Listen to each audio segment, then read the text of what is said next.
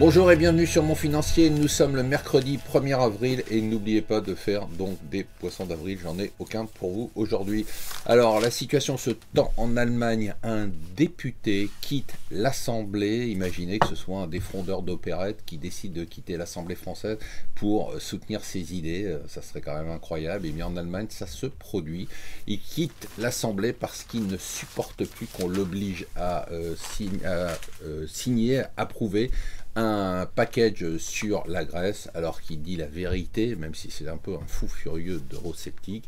Il dit la vérité, il dit tout simplement la Grèce est en faillite, dites-le, dites que la Grèce est en faillite et qu'on veut lui redonner de l'argent à fond perdu juste parce qu'on a peur d'une sortie de la Grèce de l'euro. Dossier intéressant des Échos en une, qu'est-ce qui freine la reprise? C'est vrai que la croissance repart, mais elle ne repart pas aussi fort que dans d'autres pays.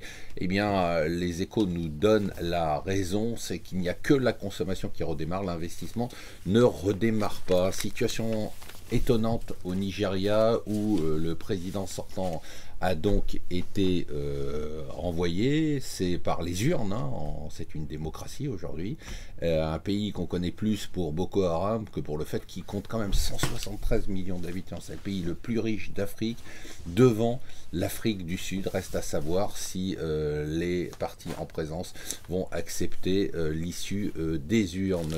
Hier, ça n'a rien donné, ça devait être la date limite, le 30 mars, sur le nucléaire iranien, mais ça va être reporté.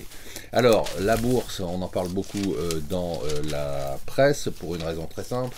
C'est un premier trimestre assez fou, hein, 18% de hausse, donc assez spectaculaire, avec des chiffres très spectaculaires dans d'autres pays. En Chine, c'est entre 15 et 40%, avec tous les particuliers qui se ruent à la bourse et qui ne font plus que ça. On se retrouve avec des gens qui ont arrêté leur job pour spéculer et qui gagnent des fortunes pour l'instant.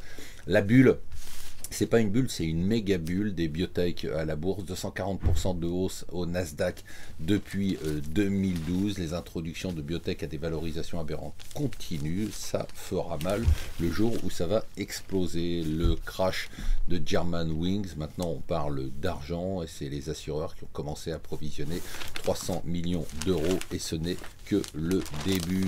Là, il faut lire le texte de la Cour des comptes sur Radio France, c'est tout simplement incroyable, la gabegie. La Cour des comptes parle d'une situation désastreuse et dit qu'il faut bien évidemment mettre tout cela au carré. Je rappelle que Radio France est en grève depuis 2 semaines. Et enfin, si vous cherchez un job, on recrute des inspecteurs du fisc du fait de l'afflux de dossiers d'exilés fiscaux qui veulent rapatrier leur argent.